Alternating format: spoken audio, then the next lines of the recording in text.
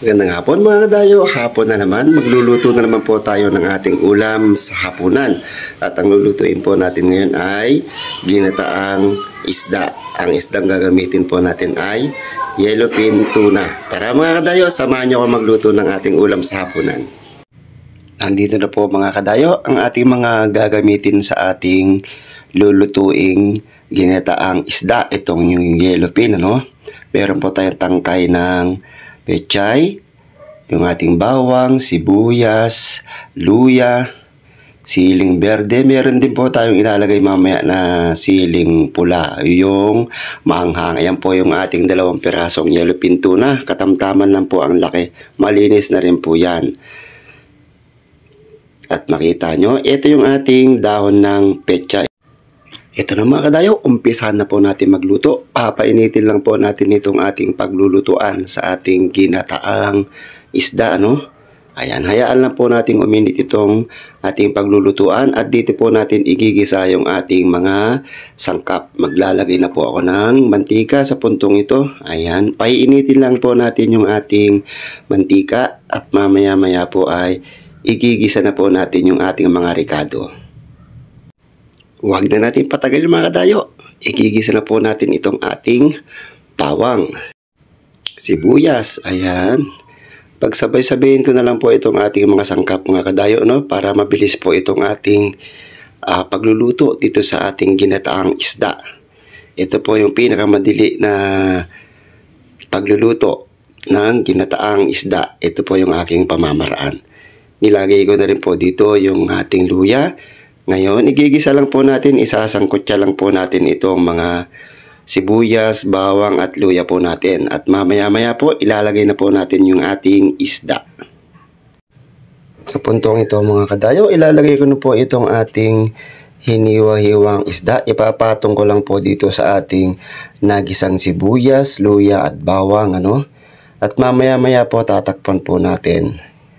Ang gusto po natin mangyari ay medyo matanggal po yung dugo ng isda bago po natin isunod yung ating mga ilalagay dito sa ating ginataang isda. Isama ko na rin po dito mga kadayo yung tangkay ng pechay dahil medyo matigas po yung tangkay, kaya isasama na po natin yan para po sabay po sa paglambot ng ating isda. Ayan mga kadayo, nailagay na po natin. Tatakpan lang po muna natin ng mga kahit 2 minuto lang po yan. Pwede na po yan. At mamaya isusunod na po natin yung ibang ating mga ricado. Ito na mga kadayo, check na po natin. Babaliktarin ko lang po dito yung mga isda, ano, para pareho po yung paglambot. Ayan, baliktarin po natin yan. At mamaya tatakpan po uli natin, ano, para pareho po yung lambot ng laman ng ating isda. Sa puntong to, maglalagay na po ako ng durog na paminta.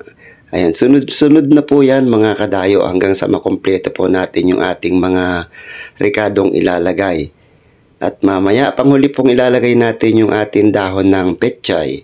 Meron po tayong ilalagay na yung siling haba at yung siling labuyo. Isasama na rin po natin yan. Ayan mga kadayo, nailagay ko ng sili. Takpan po muna natin at pakukuliin bahagya. Check na po natin mga kadayo. Ayan, ang ganda na po ng kulay. Magdadagdag lang po ako ng konting tubig dito. Hindi ko naman po ilalagay itong 1 basong tubig, ano, dahil meron pa po tayong gata. Okay na po yan. Takpan po uli natin at pakukuliin po natin ulit yan. Check na po natin. Ayan, kumukulo na po. Titimplahan na po natin sa pagkakataong ito, itong ating ulam. Maglalagay po ako dito ng aking panimpla, no? Bahala na po kayo kung anong ilalagay niyo pong panimpla. Ito po ang aking ginamit na panimpla hanggang sa makuha ko po yung gusto ko pong lasa. Maglalagay din po tayo ng konting asin. Konti lang po ang ilalagay nating asin sa mga niluluto po natin dahil mahirap po kumain ng maalat. Alam naman po natin yan. Ayan, nailagay ko na yung asin. Sa puntong to mga kadayo, titikman na po natin itong ating niluluto kung okay na po yung ating panlasa, no? Kung nahuli na natin. yung gusto nating lasa dito sa ating ginataang yellowfin tuna. Dahil okay na po ang lasa, tatakpan po muna natin saglit lang po at ilalagay na po natin yung ating gata. Tignan na po natin mga kadayo. Ayan, kita nyo mga kadayo, ang lambot na po ng ating isda, ano? Konti na lang po yung sabaw. Mamaya po ilalagay na po natin dito yung ating gata. Ayan, ilalagay ko na po dito yung unang piga na gata. Ito po yung aking gagamitin.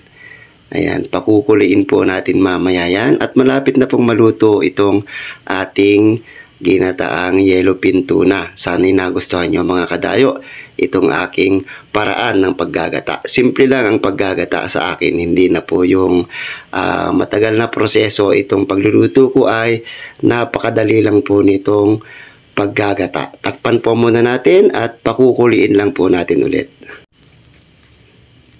Ito na mga kadayo, kumukulo na po yung ating nilagay na gata, ano? Sa puntong to mga kadayo, maglalagay lang po tayo ng suka. Konting suka lang po ang ilalagay po natin. Kaya po ako maglalagay ng konting suka para lang po hindi madaling mapanis. Option lang po yan kung gusto nyo pong maglagay ng suka sa inyong nilulutong gata. Sa puntong ito mga kadayo, ilalagay na po natin dito yung ating panghuling sangkap. Ito po yung dahon ng pechay. Ang gagawin po natin dito mga kadayo, palalambutin lang po natin itong mga pechay at mamaya-maya okay na po itong ating ginataang isda. Ito po yung yellowfin tuna. Ilulublub ko lang po itong mga pechay, ano po, para po mas lalong mabilis na lumambot. At dahil gutom na po ako, natatakam na po ako dito sa aking niluluto, ano mga kadayo. Sana nagustuhan nyo itong aking paggagata. Takpan lang po muna natin. Ito na mga kadayo, titignan na po natin. Okay na po itong ating ulam sa hapunan mga kadayo, ano? Sana po nagustuhan nyo po itong aking nilutong ginataang yellowfin tuna. Ayan mga kadayo, maraming salamat po sa inyong panonood dito po sa aking video. Hanggang sa muling video po natin. Ingat po kayo palagi mga kadayo at God bless po sa inyong lahat.